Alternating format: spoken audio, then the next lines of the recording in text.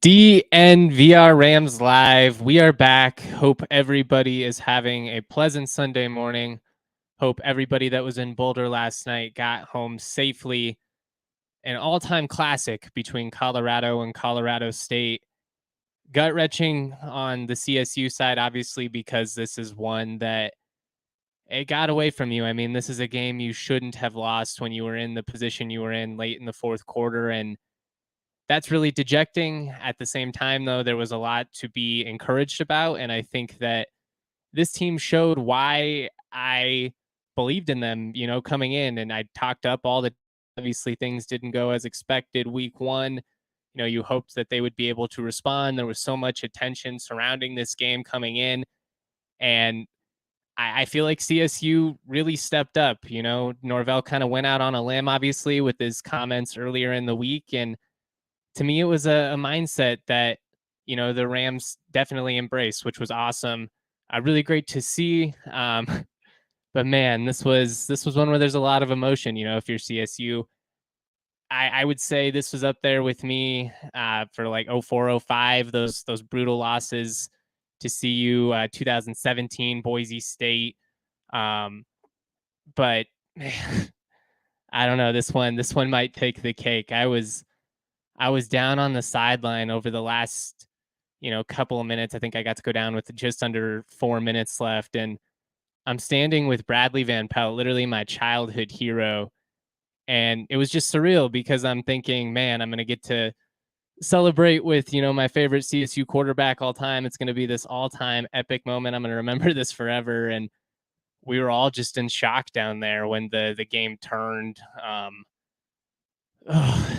This one was rough. There's going to be a lot of second guessing, I think, regarding some of the decisions late. I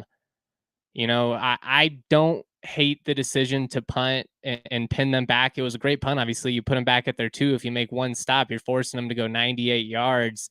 You should be able to get a stop in that instance. I probably would have gone for 2 in that first overtime period. You had not been able to stop Shedeur Sanders anytime recently. And I think to expect to do so was asking a lot of that defense, which was, clearly starting to fade there at the end. They played great. I mean, didn't give up an offensive touchdown until the fourth quarter. You have the pick 6 that BFN threw early on. And other than that, they were really dominant. Loved the way they were able to establish themselves in the trenches. That was great to see, really, on both sides of the football. And I think the big thing, is you have your quarterback, which is huge. Braden Fowler-Nicolosi, he came out and he showed why this team kind of buys into him. He just has a different swagger, a different moxie to him. He let it rip. He gave the playmakers a chance. Obviously, there were a couple of rough decisions there, and he owned it. At the end, I was really impressed with Braden post game, just really composed.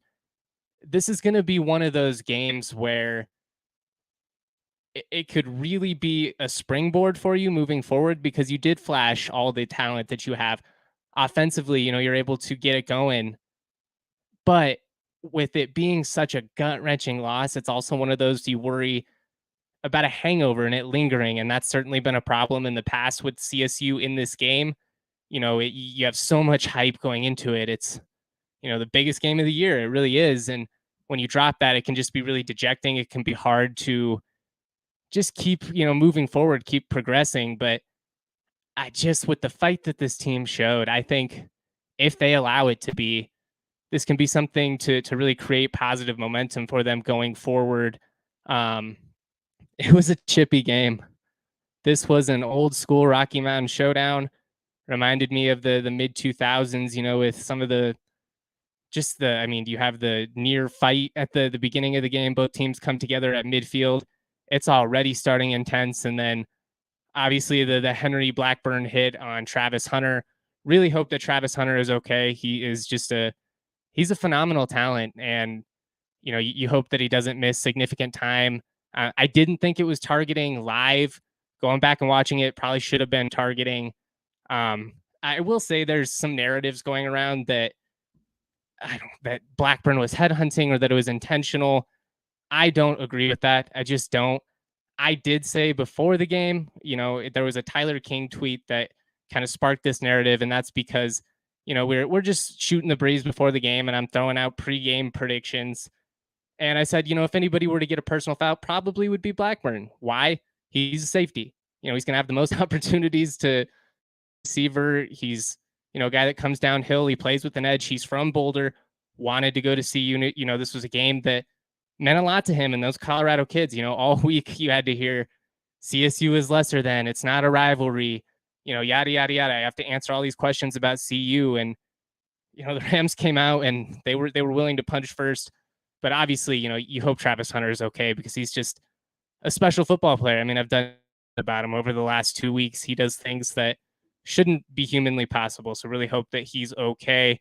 Later on in this pod, we'll get to some of the keys in this one. We'll talk about the turning point, player of the game, helmet stickers, all that. I'll get to comments and questions.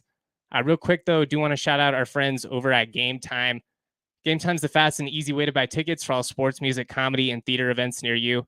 With killer last-minute deals, all prices, views from your seat, and their best price guarantee, Game Time takes the guesswork out of buying tickets. Maybe you want to go to the Broncos game right now or today. I don't know if it's going to live up to what we saw last night, but with Game Time, you can see your view from the seat before you even buy, so you know exactly what to expect when you arrive. It just really takes all the guesswork out of buying tickets. Download the Game Time app, create an account, use the code DNVR for $20 off your first purchase. Terms to apply. Again, create an account, redeem that code DNVR for $20 off. Download Game Time today. Lowest price guaranteed. Shout out to our friends at Fubo TV. They have 140 plus channels of sports, shows, movies, and news. Stream live TV from any device. Watch the most Colorado sports for the lowest price. Start watching immediately with a free trial. There's no contract, no cable, no hassle. All you got to do is sign up and start watching. Obviously, we're a college football state, man. You want to keep up with college football, Fubo's a great way. The NFL, they've got the NFL Network, Red Zone, really everything that you could need. Watch all your favorite college football in the NFL with Fubo. Go to www.fubotv.com/DNVR to sign up for 15% off your first month of Fubo Pro. All right. Let's get into the keys. I will talk about the positives in this one, but penalties, man, penalties were just such a major factor in this game. Like, you have over 100 yards of penalties in the first half alone, 17 penalties for 187 yards. And some of those calls down the stretch, you completely self-imploded. And that's probably the part of this that's going to be the toughest to stomach, at least in my opinion, is just some recklessness. It was unnecessary. At the same time, a couple of those calls, that Torrey Horton blindside block call that negated a touchdown. I don't know about that one. Norvell was really frustrated with the officiating post-game. I mean, when you look at it, that they are very drastically different. 17 for 187 for CSU, 10 penalties for 87 yards on CU's side. It felt like Mo Camara was getting held quite a bit, but I mean, you can't whine too much about that. At the end of the day, you're up and they have to go 98 yards. So they go down there and they pull it off, and you have to tip your cap to CU. Shedeur Sanders looks like an NFL quarterback. I mean, we've said that the last couple of weeks. He's just really composed, and some of those plays he made down the stretch, really, really impressive. I don't know, felt like CSU was kind of soft in coverage at the end there. Maybe would have tried to man up a little bit more, but that's a tough spot too, because you don't want to give up the big play. But penalties, you've got to clean it up. And it wasn't just the targeting, and obviously that's a big deal because now Mo Camara is going to, be out the first half of next week. But I mean, some of those chop blocks and stuff like negated huge gains. There was a 50-yard bomb to Justice Ross Simmons that would have set CSU up in the red zone. Instead, it goes back, and it just felt like continually you're going two steps forward, one step back. And there was a lot to like about what CSU did on both sides of the ball in this one, but just too many penalties and, turnovers. The pick six was huge. You had a fumble in the red zone. Shiloh Sanders made a couple of big plays. Man, you don't have the room for error when you're 24-point underdogs. I mean, we talked about this going in. any way you can increase the margins, that's what CSU is going to have to do. They did a lot of things like that. The wide receiver pass from Torrey Horton to Dallin Holker, that was epic. You're pulling out all the stops, but the little things, especially in a game like this, they come back to haunt you. And the penalties, the turnovers, going 1-3 in the red zone, those are all things that when you look back in hindsight, it's going to be tough to stomach. I felt like the turning point was punting the ball back, giving Sanders a chance to go down the field. 2 yards. You're at midfield. The defense had held up pretty well.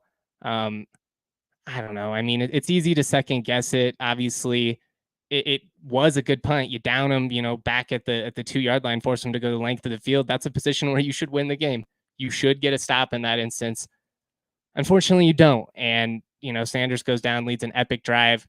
Really, really solid execution in the crunch time by him. For CSU, as far as the player of the game goes, got to shout out Braden Fowler-Nicolosi. I know he had 3 interceptions in this one, but he gave the offense a chance. And 34 of 47, 367 yards, 3 touchdowns, 3 interceptions. But one of them was at the end when you're trying to make a play to Torrey Horton on 4th down. Can't really fault him on that one. One of them was really bad, but he owned that. And that's what you want out of your quarterback. But more than anything, you just want to see this offense have an opportunity to make plays and sustain drives. And he consistently did that all night long. The 3rd down execution was really great by him, pulling up those numbers here. Sorry, one sec. Anytime you're 50% on 3rd down, that's pretty dang good. 10 of 20, 0-1 on 4th down, you can live with that. But for a redshirt freshman to come into such a brutal spot, 2nd career start, had the start last year at Nevada, but drastically different game plan, drastically different circumstances. You're really just trying to run the ball and sneak out of Reno with the win that night.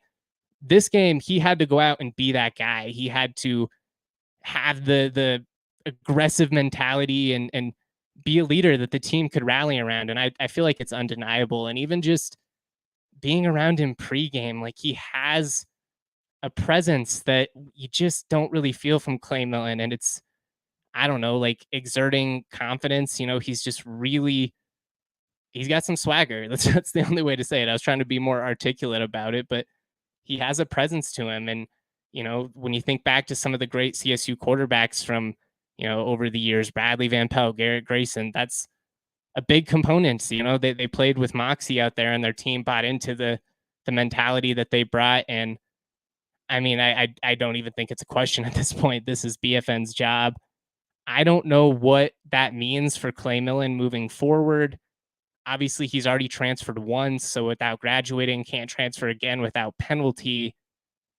You hope that, he stays engaged because, frankly, we all know how this works. Your season can flip on one play. If BFN were to go down, you would need Clay to be ready. But, after what we saw from the offense late against Washington State and then clearly in this one, which is just so much more explosive than anything we had seen over the first 13 games of the Jay Norvell era, it's BFN's gig. The team they buy into him. He's making plays and he gives this guy a chance. Is there going to be, times where he's a little bit too aggressive? Yes, like the pick six, stare down the receiver the entire way. You can't make that throw, but he knows it. He owned it after. And that's what you love to see, not making excuses. And a guy that just for being that inexperienced to continually punch back, it would have been very easy for CSU to let that game spiral out of control after he had that pick six. The crowd comes alive, you're driving, that's a situation where the game could have really escalated on you. And I just thought that time after time, he was able to go down and, lead an important drive when the Rams needed it and, didn't get it at the end there. Again, some questionable calls in overtime. That Horton blindside one's going to stick with me, but I'm just really impressed with BFN. He was distributing the ball. Torrey Horton, Lewis Brown, all these guys, Dallin Holker, all 3 go over 100 yards receiving in the game. First time in CSU football history that happens with 3 individuals. Some of these numbers are crazy. And I guess this will be helmet stickers, Torrey Horton, 16 catches, 133 yards, 1 touchdown. He had 101 yards after the catch. I mean, there was a lot of talk about all the skill guys that CU has, and they've got some dudes, man. Dylan Edwards, he's going to be a stud. All those receivers, Xavier Weaver, Travis Hunter, Jimmy Horn Jr., those are good players. But Torrey Horton showed why he's one of the top NFL prospects in this game. And that's because he's got absurd hands, great body control. That catch he had along the sideline was just insane. And he can make guys miss. I mean, he's got some wiggle to him. Lewis Brown, an awesome game. 10 catches, 131 yards, really big touchdown. Then hit it with the neon Dion celebration. Took a flag for that. I don't mind it in a rivalry game. That's what it's all about. And of course, the big tight end, DLine Holker, man, 6 catches, 109 yards, 2 touchdowns. He was huge in this one. It's why I voted him preseason all conference. Coming in, I talked about him being such a huge asset for this offense. 1, in the red zone, but 2, just having that reliable option in the middle of the field. You see it. I mean, there were so many times where Fowler Nicolosi just dropped back, and he took what the defense was given to him, whether it was somebody on the sidelines. Obviously, there was a lot of crosser routes. Those seemed to be open all night long. But that's what this offense is supposed to be. It's not supposed to be that complicated. It's just executing, what you do at tempo. You just have to be consistent. And when you're able to get the ground game going, that's huge. I mean, 39 carries for 102 yards, 2.6 yards per carry is not great. But I do feel like the Rams ran the ball pretty well in this one, all things considered, especially in that second half when they're just trying to keep the clock rolling. But I love the mentality that the Rams played in this one on both sides of the football. Some other helmet stickers outside of the receivers and tight end. I got to give one to the entire CSU offensive line. Outside of the sacks where Fowler Nicolosi ran out of bounds, self sacks, I don't think they allowed one. CSU defensive line all game long. I mean, we saw it against Washington State. They were dominant. They were awesome in this one too. Held CU to 2.8 yards per carry. I thought the tackling in the open field was tremendous. I mean, that's been a huge problem for CSU over the years. And the Rams, they really put some lids on some guys in this game. They wrapped up well. They pursued well. I was just super impressed with what we saw out of the CSU offensive and defensive lines in this one. I got to give a helmet sticker to Aiden Hector, starting nickel. 10 solo tackles in this one. Really solid in coverage. They're moving him all over the field. And he's a guy that just continues to really, really step up and make plays for this team. I think he's going to be a major factor in a win at some point for CSU. They've just got so many guys on that defense that can make plays. And I know they've given up a lot of points here, but you're getting to a stage of your schedule where I think that the defense should really start to kind of flex its muscle and kind of establish that presence that we all expected. A couple other key stats here, a couple other helmet stickers that we'll give out, just individuals that are worth recognizing for their performance. Patty Turner, 6 punts, 253 yards, 42.2 isn't phenomenal, but 3 inside the 20, had a big punt late. Jack Howell, 6 total tackles, had a forced fumble. Chigozie and Newsium, I felt like was really solid. Mukendi Wakalanji got a sack. Ron Harge, clearly with the scoop and score. There's a lot to like about what you saw from these CSU players, and it's clear that they have, top end talent, at least from the Mountain West perspective. They should be one of those teams that's able to roll here. And going back to what we talked about at the beginning, this loss is going to be what you make of it. I mean, obviously it's so gut wrenching. I'm standing there with Bradley Van Pelt, my childhood hero, thinking it's going to be one of the greatest nights of my life. And in typical CSU fashion, it all comes crumbling down and is just a major, major gut punch. But still, like, to compete against this team, you're 24-point underdogs, to be in position to win, you should have won. That's really, really encouraging moving forward. And more than anything, I'm just glad that this Rams team showed some resiliency and they showed some fight, man. Like, how many times have we seen CSU come up totally flat in a rivalry game over the last 5, 6, 7 years? No, they were there. It's personal. It's always been personal. I don't know why it took Norvell's comments, to, oh man, shout out to my guy here in the super chat, the Oso Blanco. Thanks for the continued coverage, Justin. Proud of the Rams. I think we found our quarterback finally. Hell yeah, we did. We found our guy, BFN. And he was a big part of that mentality I'm talking about.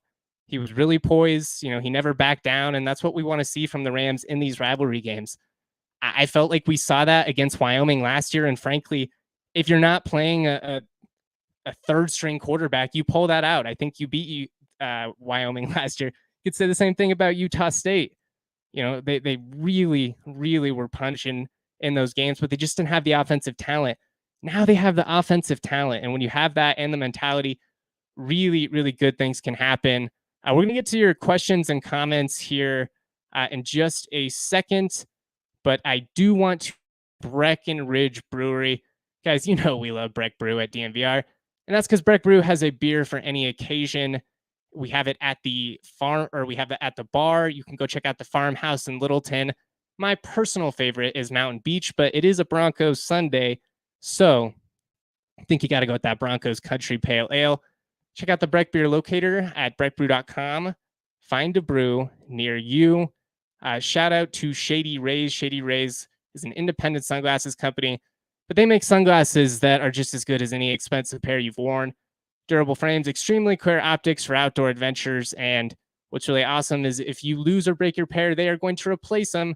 No questions asked. You can wear your Shady Rays with confidence. If you don't love your Shady Rays, exchange for a new pair or return them free within 30 days. Again, no risk when you shop. Team always has your back, exclusively for our listeners. Go to shadyrays.com, use the code DNVR for 50% off 2 or more pairs of polarized sunglasses. Try for yourself. The shades rated 5 stars by over 250,000 people. All right. Let's get to some questions and comments. Looks like we had another couple of super chats here. Let's pull those up. Shout out to everybody. If you can give me a thumbs up, I really appreciate it. My guy, Nick Reese, Rams look like they have the talent level to win the conference, and BFN is the man. GMFR, hell yeah, I'm right there with you, dude. I mean, this one was as gut-wrenching as it goes in terms of not being able to pull it out when you're right there. But when you see these guys, I mean, how do you not feel good going into these next games? And I do think this Middle Tennessee game is a huge test because it's not going to be that same type of atmosphere. I know you're going into Tennessee, you think football state, but Murfreesboro, it's not going into Neyland or something like that. These aren't Vols fans. I've even heard some MTSU fans theorize that they're a better team on the road because it kind of brings it out of them.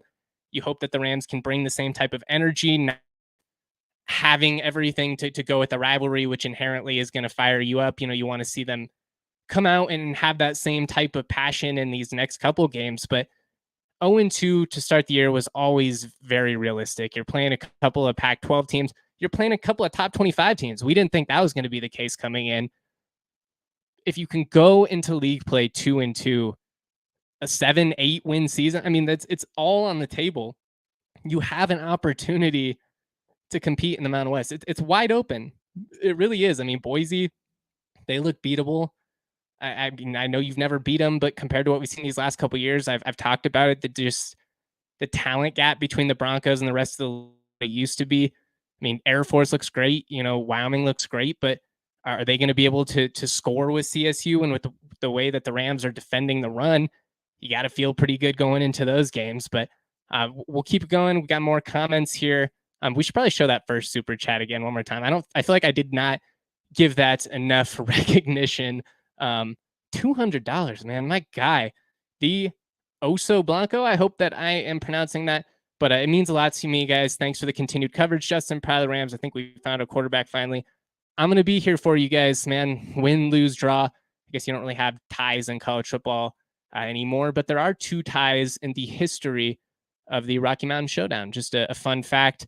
This one, yet another edition in many classics from over the years.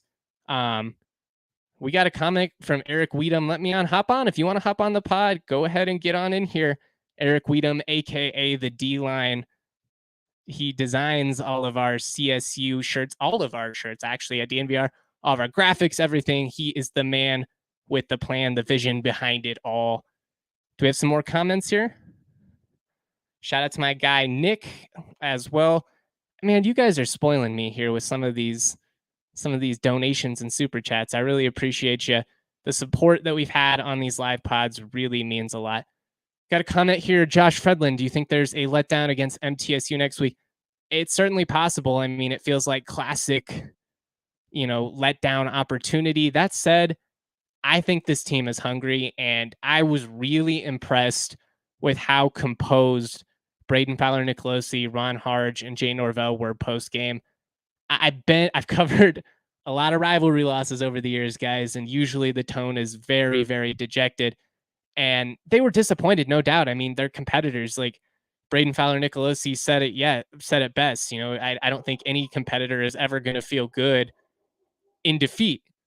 But I do feel like they know that they can clean a couple of things up, and all of a sudden you're ready to roll because you've played the best two teams that you're going to play on your regular season schedule. Now you get to the portion of the schedule where you can really establish yourself on both sides of the ball. I mean, Dallin Holker, Torrey Horton, LB, Justice Ross Simmons, all these guys, they should absolutely feast in Mountain West play. But I do think these next 2 weeks are really important for just continuing your momentum with the offense, establishing a presence and just getting your confidence going, because you have shown that you can be the team that we all thought coming in. You just got to do it for 4 quarters. And ironically, when I was talking to Bradley Van Pelt on the sideline, we were both sitting there, thinking that it's going to be a win. We're all jacked up. And he's like, I told the team, you got to do it for 4 quarters. And then CU goes down and mounts a 98-yard drive. And I'm just sitting there in disbelief like so many other times over the years. Oh, man, my guy, Weedham, a.k.a. the DLine, CSU alumnus, proud CSU defender. That's right. The legend. How you doing? I am so tired. So hopefully this podcast has been okay. Slept about 3 hours. Bro, tired? I don't know. What is that? I think you have to first go to... Can you hear my voice, by the way? I blew my voice out last night. I went to Folsom Field. I've never been before. That was insane. That was the best football game I've ever attended live.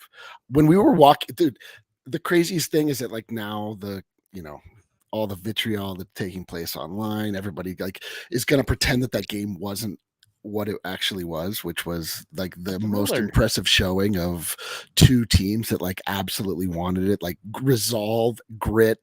I hate that it's just being boiled down to the hit. The Blackburn hit, which I mean, I get like no one on earth can defend that hit, but like there was 4 other hours of football. Like that wasn't the entire game. Well, and the reaction really flipped like once people realized that he was going to the hospital, because he came back into the game after it, and like people were pissed when it happened, and it should have been flagged. And I didn't think live that it was targeting. I said earlier that it probably was. I mean, he was defenseless by the letter of the law. I do think it was targeting, probably should have been tossed for it, but yeah, I don't know. Some of these narratives that it was intentional, that CSU is a dirty team or headhunting, I don't know. I don't really know what to say to that. It annoys me because all week we got told we're lesser than. It's not going to be a competition. They're laughing on the Buff show. This isn't even going to be a game. Then before, they start, CSU and CU get into it, and again, I'm not saying that he deserved it or anything, but Hunter got into it with some CSU guys, and he's mocking them, being like, "Oh, you're so big and scary," and then the Rams bring the fight, and it's super unfortunate that he went down. It's terrible. I really hope that he's okay, but it was a classic rivalry game, and it was awesome to see that much intensity, that much heart with both teams. Yes. So from my perspective, it's like, I mean, we're obviously living in an alternate universe. This like Deion Sanders thing is bigger than any of us. Like it is a giant supernova that consumes all storylines and like makes everything else irrelevant. Like you just see like the memes that ESPN had pre-created, like buff around and find out all this stuff. You're like, okay, man, like I know that you guys made this 5 days ago because you just anticipate that this Deion train is going to keep rolling, but like CU has massive issues on both of their lines. Like they were things that I pointed out and was mocked. Oh, it's not going to matter. The talent gap is just too significant. Nobody respected the talent that CSU had. I mean, they got worked in the trenches on both sides of the ball. This is 2 weeks in a row, man. Listen, I watched that Nebraska game. I watched the Nebraska Cornhuskers just drop the ball four separate times untouched, had 4 turnovers, 4 fumbles. They recovered 1. They would have been better with you at QB. Wow. Yeah, actually, I agree with that. I appreciate that. I'll try out. I'll say you can catch a snap at the very least. I'm actually not sure about that, but I'm just saying, like, I think that the Deion Sanders led Colorado Buffalo storyline is super interesting. It's the biggest thing that's happened to college football in this state ever. It'll never be eclipsed. Like, it's the biggest thing ever, but like, there's so much intellectual dishonesty that comes along with it because the hype must be fed regardless of the reality. I'm learning. I didn't think that this was the case, but this is what I'm seeing unfold. Like, I was marveling. I wasn't not even remotely upset when that game ended. I was like, wow, wow, I cannot believe I just saw that. Like, CU fans were all around me. We were like fist bumping, like, good game, man. Holy cow. Like, there was no animosity.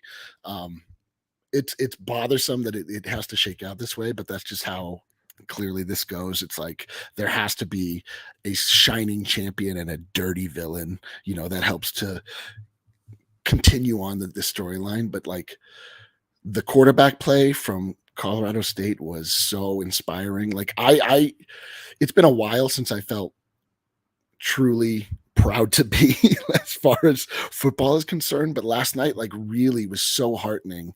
I don't know what their ultimate destiny is, but I know that it's at least worth paying attention to, which is something that I've not necessarily felt over the past several years. And Torrey Horton is the absolute man. Like, the move, like those crossers that he was just catching, and then where it looked as though he was dead to rights and he would just shook some guy out of his shoes, got an extra 3-4 yards. There's so much to look at what happened last night and just be so unbelievably encouraged. Like, it's unfortunate that, like, none of these CU fans that are in the comments can, again, be intellectually honest with what it is that they saw. They can boil it down to the idea that Jay Norvell is a headhunter, CSU is dirty. 24 hours earlier, the storyline was that CSU was going to be dominated. They were going to be embarrassed. They were going to be punished. And that wasn't just coming from CU's sideline. It was coming from the national Deion Sanders narrative. Everybody is so wrapped up in this being the greatest story in sports that they're not allowing themselves to actually see, the cracks in the armor here. Like, I don't know what it's going to look like next week when they travel to Oregon, but like, it's gonna be a challenge. I'll say that.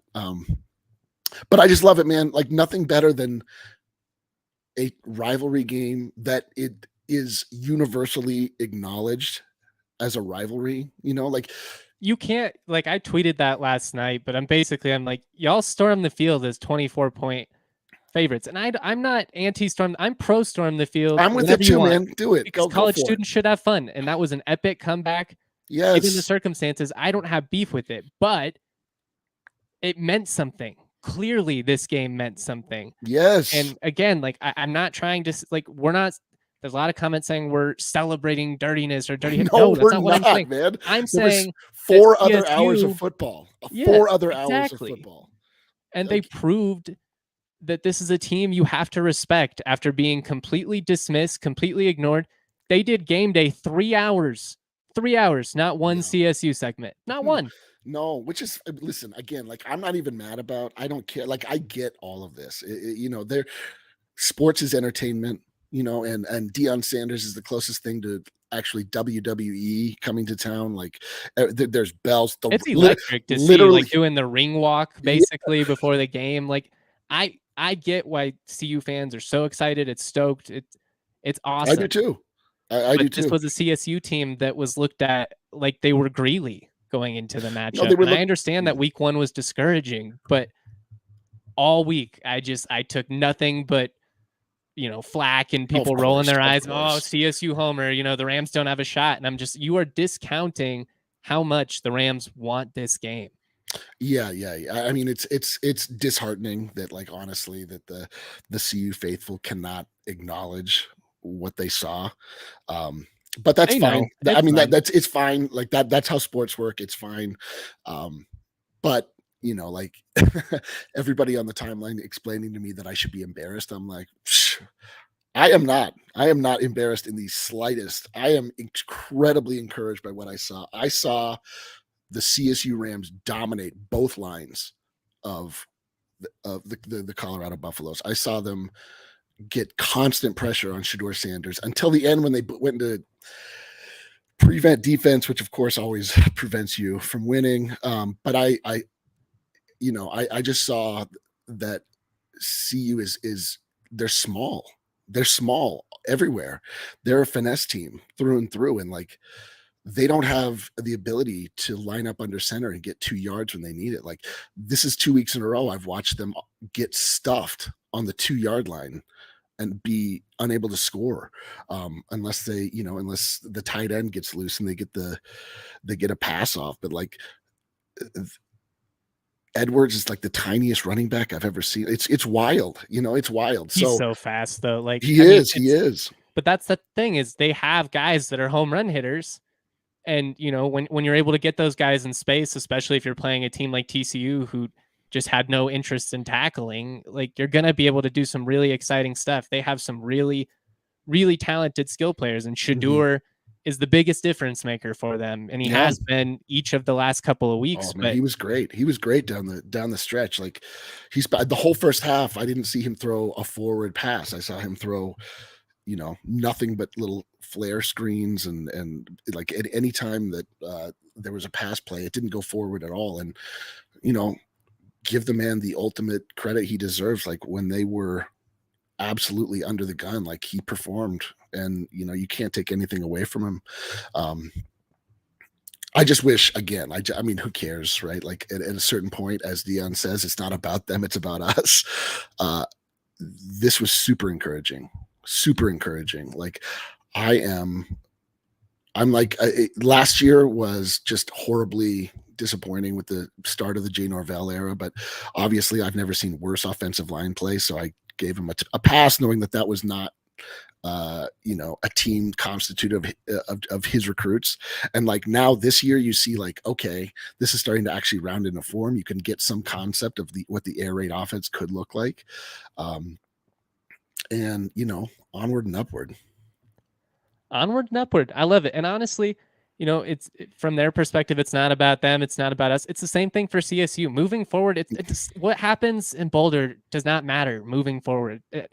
You played the game, you fought like hell, you showed that this is a rivalry, you showed that you can hang on the field with the team that everybody's obsessing over. Oh, dude, that was gonna again dominate and embarrass CSU. Not even a rivalry. They don't even think about it. Yeah. Again, the domination and the embarrassment. Like I'm waiting for that part to unfold. But like I mean, I just love watching these comments. They're so small and petty. It's like, yo, really, guys? Like you can't. Like it's so small. Small. That's how this argument has always been with the rivalry, though. It's they want to have it both ways. They want to act like they don't think about us, that CU, you go to CSU if you couldn't even get into CU, despite the fact that CU has an 80%. Yeah, I know. CU likes to pretend that it's some sort of like Ivy League university. Yeah, 80% acceptance rate, the exact same requirements to get into both CU and CSU. You just make a choice one way or the other if you're in state. Like both of my parents went to CU. I chose CSU because my mother taught at CSU, and it had a vastly superior art program. So, and here I am as a result. Football isn't. When I was in school back in my day, CSU was amazing. They were ranked every year. The Rocky Mountain Showdown really meant something. And if we get back to a point, win, lose, or draw, that it actually means something, like I'm invigorated, man. Like it's been a long time since I cared about football. Well, and I think this was a great point that One, this game should be played every year. I pointed out so many stats. I mean, this is yet another CSU's eighth proud one about a score bad loss God, since these guys are 83. so sad. You I guys don't are even so care, man. sad. It's embarrassing. I appreciate you guys tuning in and listening. Oh my God. But this is, this is why the game should be played. This is a game that excites the entire state. That atmosphere was electric. And frankly, this was my first game on a campus for Rocky Mountain Showdown. This game should never be played in Denver again. Alternate Fort Collins and Boulder every year and have this incredible atmosphere, because it really was amazing. I mean, Folsom's a great stadium. Weather couldn't have been better. Oh my God. Fans turned out in forces. They're all in black. Like it's everything you want in a game day atmosphere. Like shout out to all the bus fans for showing out in droves. It was awesome. It was everything you would want it to be. It was hostile at the end, but I didn't, at least from what I saw, see anything that was like too crazy or over the top or anything like that. I mean, it was great. It was great to see. And I hope that moving forward, if you are a CU supporter, you can at least embrace that this game clearly has meaning. And if, you do overlook CSU, it could come back to bite you. I mean, frankly, the Rams should have won this game, but yes, they should have. Frustrating too, is that while there's so much to be encouraged about, it's that last hump you got to get over, that last element of Ram life. It kind of feels like the Nuggets, you know what I mean? Like how many where it's you get slowly better, but then it still ends in the same way no matter what. And then you finally break through. They just got to learn how to break through and play for 4 quarters. Yeah. Yes. And, I just want to say this again, just so everybody hears very clearly. Like, I hate what happened to Travis Hunter. Like, I don't, I'm not cool with that hit. Like, that's not the style of football I want to watch. Like, it sucks. It totally sucks. But man, what a game! Just what a game. Like I just wish we could talk about everything else that happened. I obviously understand it. It's like it's a massive dark cloud over what was a absolutely shining example of in-state rivalry. But again, like I'm tuning in. I'm tuning in this week, like next week. I'm tuning in the week after. Like I really do think that the CSU Rams have shown themselves to be formidable, particularly in their conference. Like we're gonna, like I would be surprised based on what I saw last night if they didn't make a bowl of some variety. No, they're going to make a bowl. Yeah, they came in saying they're too damn good, and I said after Washington State, this team is too dang good to underperform like that. And week 1 sucked. It was disappointing. They clearly needed to make a quarterback change. And this isn't me trying to pile on Clay Millen, because Clay has been nothing but great with me the entire time. I think he's really intelligent. I think he's a smart, humble kid with all kinds of arm talent. But BFN, Braden Fowler-Nicolosi, just brings a spark to this team that is undeniable. And even just being on the sidelines, like he's strutting around, kind of flexing a little bit against the student section. And I turned to Kevin Lytle, good friend of mine at the Colorado, and you're just like, this just has a different feel when he's out there. And there's some rough moments. I mean, the pick 6 obviously was not great, but he also gives his guys to make an opportunity. And we just had not seen enough of that the first 13 games of the Norvell era.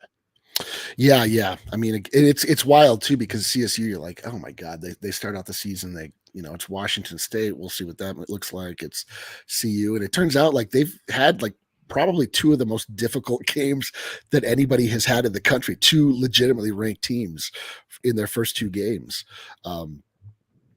Washington State beats CSU, and if you're like me, you're like, okay, well, I've seen this movie before. Like, well, and how different does that game go if you start Fowler-Nicolosi and the offense is electric from the start and you're not playing from behind? I mean, you could do that. Hindsight's always 20/20 and all that, but I don't know. I'm just really encouraged. We'll get to a couple more questions, comments before we get out of here, but let me ask you this, Eric.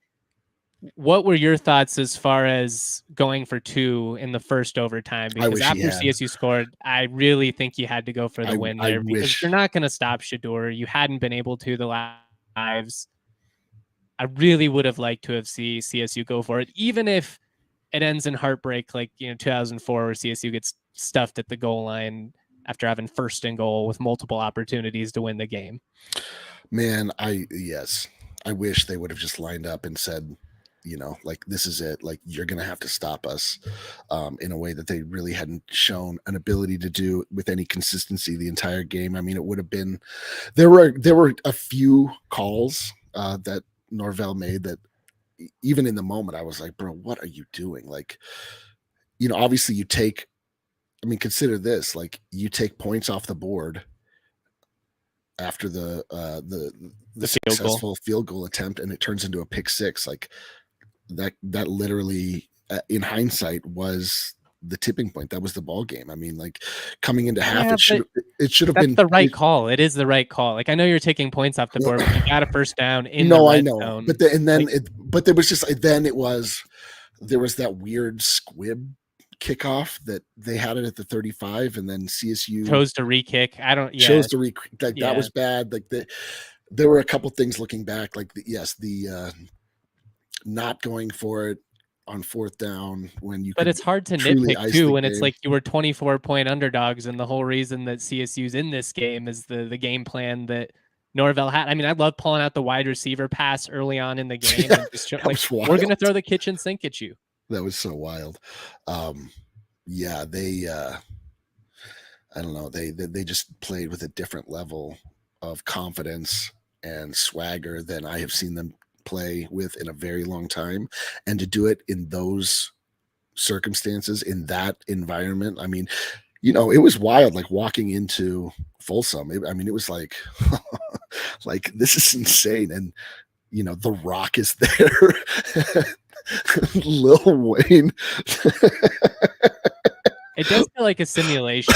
Just all of this, like, it's so funny. Colorado being the focus of the college football world. So funny. Like, the level of hype surrounding CU right now is just so insane. Like, the Lil Wayne literally brought them out, and Kawhi Leonard was. I mean, like, all of these things. You're like, Offset was there. Yeah, I mean, like, what is this? This is unbelievable. I've never seen anything like there isn't that type of celebrity presence for the Nuggets. Dude, not even close. That's the craziest thing. Like, we just went through and shocked the world in the truest way. Like, the Denver Nuggets won the goddamn NBA championship. And, like, Russell Wilson was there. Like, The Rock wasn't, like, Lil Wayne wasn't in the building. Although Lil Wayne did, as in the famous clip now, he did acknowledge that Jokic is the truth. So I guess he was there. So shouts to Lil Wayne.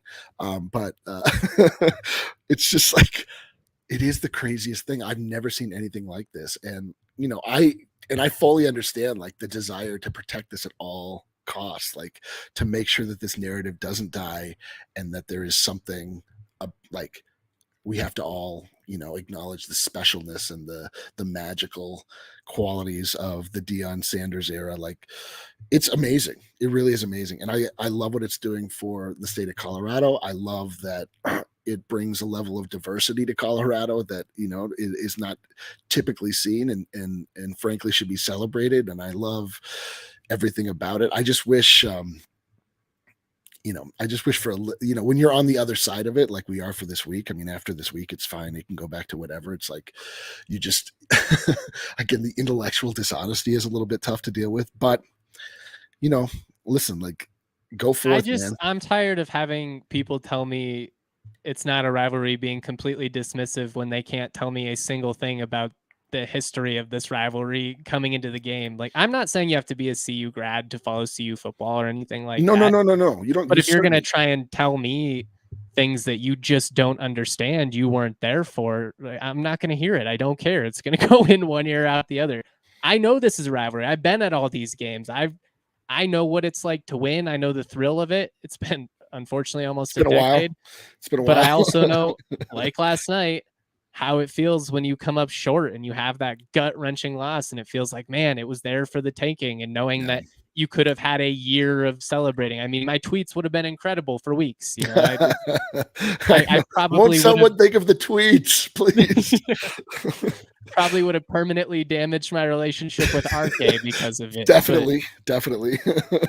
But that's what this is all about. It's the pride. It's the community. It's why these games should be played. It's that we all know each other. It's that I know a ton of CU people, and I know that if we win, I'm going to get to give them hell. And if if they win, I'm going to have to sit there and take it. And I'm going to have to take it like I've had to take it man. many other years. But I still want this game to be played, man. And I just thought it was a lot of fun. I'm so encouraged about CSU moving forward. I believe in this team under Jay Norvell. I believe he's a terrific football coach. I believe the team plays hard under him, and I think that's evident. The results have not come yet, but whether it's this game or you look at Wyoming last year where they completely outplay the Pokes, but just can't score enough because they're playing a third string QB behind the worst O-line in the country with true freshmen at wide receivers. And you're just sitting there like, oh man, that one got, but you can feel that they're up for these games. That just was not the case during, the years leading into it. Mostly the Bobo era. I mean, I'm not going to talk too much about Adazio just because it was COVID one season and then COVID. Like that's kind of wonky to judge it after. But, there were so many times leaving, whether it was the Border War or the Rocky Mountain Showdown or Air Force, as a CSU guy, so many times I'm leaving the stadium just being completely embarrassed. Like, totally, man, I can't believe that I care so much about this for this team that just continually embarrasses itself and like punches me in the gut. But like you said, last night sucked. It was heartbreaking because you should have won, but I can't not be proud of the fight that this team showed. And I really do think that if they get it rolling here, it's very possible to start ripping off, 3, 4, 5 wins in a row. And all of a sudden you're feeling so much better than you were, just a couple of days ago. Yes. And just to reiterate, like me, like you, when I hear, it being posited that this game is beneath CU, that they shouldn't play this game. I'm like, what are you talking about? Like, what are you talking about? Like, first off, you guys are probably going to win. You guys win more often than not, but like, what are we doing here? Like, isn't this supposed to be, I mean, shouldn't this represent something larger than, I don't know. I'm just the Pac-12 chase. I mean, isn't there something to the idea that 2 state schools that are funded by the state, which taxes and things from the state that we all live in go to help fund? Shouldn't we have some sort of like state thing that comes as a result of that? I mean, I don't understand the idea that this is somehow not a game that should happen. It's so beautiful. I love just what it does to it makes everybody insane. Like everybody is insane on the timeline this morning. They are insane. And like it's just cool to see people this passionate. Now, obviously, I'm rolling my eyes at a lot of the comments here. I still appreciate you guys tuning in either way. I mean, you're still keep my name in your mouth, but that's fine. What's the whole point? Like again, like it should be. It's entertainment, man. Like we're entertained. Everyone's entertained. We are locked in. Like feelings are involved, emotions are involved. It's that was cool, man. That was old school college football in a time where basically every decision regarding the future of college football has been to prioritize TV money and casual fans in New York City who may tune in for a Clemson USC game, but don't give a damn about CSU CU. This was the type of college football that I fell in love with. 7-year-old Justin watching Bradley Van Pelt spike the ball off Roderick Sneed's helmet going in, then calling him the sorriest number 6 team he's ever seen. Like, this is the type of game that sticks with you, positively or negatively. I mean, obviously, it's going to be highly debated, all this, but it's cool to see college football matter like this in the state, and to have it not just be like for pity purposes. Like the Rams showed they belong on that field. Yeah. I mean, they saved for that last drive, man. Like they really took it to the CU Buffaloes, like truly, for large portions of that game.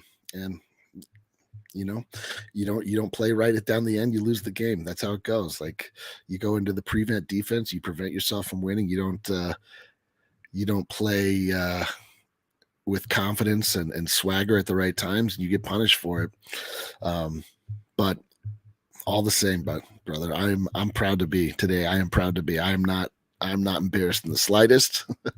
Like people can tell me whatever they want. Like I feel good. I'm feeling good today. Before we get out of here, I'm just going to kind of wrap it up. I want to show you this. I have this challenge coin that was given to me by Jay Norvell back on National Signing Day. And it's a military tradition, a sign of respect, basically something that he gives to friends of the program. And for me to receive this was something that made a great deal to me. Obviously, I'm a very passionate CSU guy, always have been. But I really just wanted to read the back here because I feel like it just perfectly summarizes up what this program is starting to become. And that says, by with and through respect, accountability, and hustle, Colorado State football will develop a family and brotherhood forged by grit, compelled by greatness, and committed to excellence.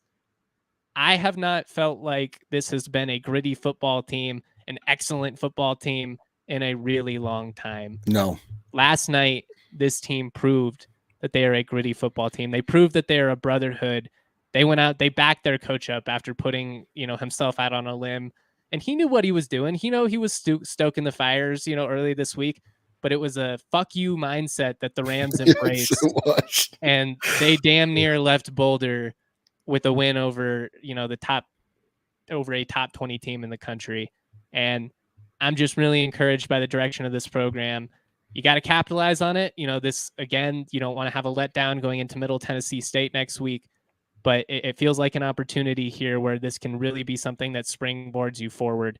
And I'm very, very excited to see how the rest of this season plays out. Hell yeah. And that's a stark difference from how I think a lot of Ram fans were feeling last Sunday. Yes. Me at the top of that list. I slacked you. I'm like, bro, this is so pathetic. Like, what has happened to this program? But like, I mean, 1 week later, it turns out it just takes a quarterback that has both arm talent and like a fearlessness to actually unleash the ball. And a lot of things can be unlocked. Those crossing patterns, like, keep making them. It's simple, but that's the funny thing about football is everybody thinks it has to be this complicated, rocket science approach. No, you have guys that are really fast, and when you get them in motion through traffic, and it's going to open them up. So just keep doing it until they prove they can stop. And if they stop that, then go over the top. Like, football is not as complex as we make it out to be. No, it's not. No, it's not. And just so everybody understands, I have a CSU shirt. It's been approved. It's officially licensed. I'm going to be releasing it probably this next week. So I don't only make CU shirts. Listen, I make sure above all else, I am committed to the idea that sports are important and sports fans are important. And it is my mission on earth to make things that people like and that they feel proud to wear. And it doesn't matter honestly, the team that it's for. So I've made CU shirts. I've made Suns shirts. But we're in Philly now. That's the ultimate test. I'm making it. Yeah, we got a CSU shirt coming out, so pay attention. But I'm all about sports fans. Even all you people telling me that I'm a loser in the chat here, like, I'm here for you too, brother. Like, I'll make the CU show as good as I can possibly make it. Like, sports are important. This discourse is important. People feeling like they have a connection to other human beings is important. Sports is a great conduit for that. It's really the only thing that can bring really anybody and everybody together. And this was a beautiful example of that, regardless of how some of the chatter is breaking down the next day. But like, people are paying attention. They feel like energized, and they feel like last night was something that like added to people's lives, and like, that's all I want to do is like add to people's lives. So let's go. That was beautiful, man. That was beautiful. Shout out to my guy Eric, aka the DLine, for hopping on with us, talking a little CSU. Shout out to all you Ram fans in the comment. The support on these live shows has just been amazing, and I'm telling you, once CSU gets it rolling and we start getting to have fun and, celebrating, it's going to be a hell of a time. And just for those of us that have been here through it all, what it's going to feel like, what it's going to mean to all of you. So proud of the fight that the Rams showed last night. Thank you again for all the super chats. I'm completely overwhelmed. You guys just incredible. I don't even know what to say. I'm at a loss for words. You guys are amazing. Even those of you that hate my guts, like I appreciate you for tuning in and at least hearing what I have to say. Let's go for this team that you definitely don't care about, but spent an hour listening to me break down. So, what does that say? I don't know. Maybe get more hobbies. But shout out to all you guys. Oh no, this is what it's all about. No, you're supposed to hate. You're supposed to have sports hate too. Like you're supposed to hate people. You're supposed to be mad. This is all part of the game, baby. And so embrace the hate. Just means you're doing your part, brother. Holy my God. Cow. Oso Blanco, what is happening? What is happening? Go. Let's go. So proud to be. One more for DLine and Justin. Thanks again, fellas, for the Rams coverage and love. Can't wait to get my hands on this CSU shirt. Love that DNVR supports all the teams in the state. Built a great community with the exception of one fan base and feed at least. Thank you, man. Holy cow. You want me to I don't know, clean your van or something? I don't know. I feel like I owe you after today. But also, nope. Dude never played a sport in his life. Who are you talking about? You talking about me? I hate to brag on this show, but I'll do it. I finished second in state in tennis, you losers. That's right. I'm a tennis champion. I'm not, you got nothing on me. All right. This has been a blast. Again, thank you to everybody for tuning in. Thank you to producer Alyssa for hopping on. It was an insanely long day yesterday, really late night for everybody. I am going to try and sleep, but I got to go to the Broncos game. So sleep is for the week. Shout out to all of you. I'm extremely, extremely proud to be. Much love, y'all. Proud to be, baby. Let's go.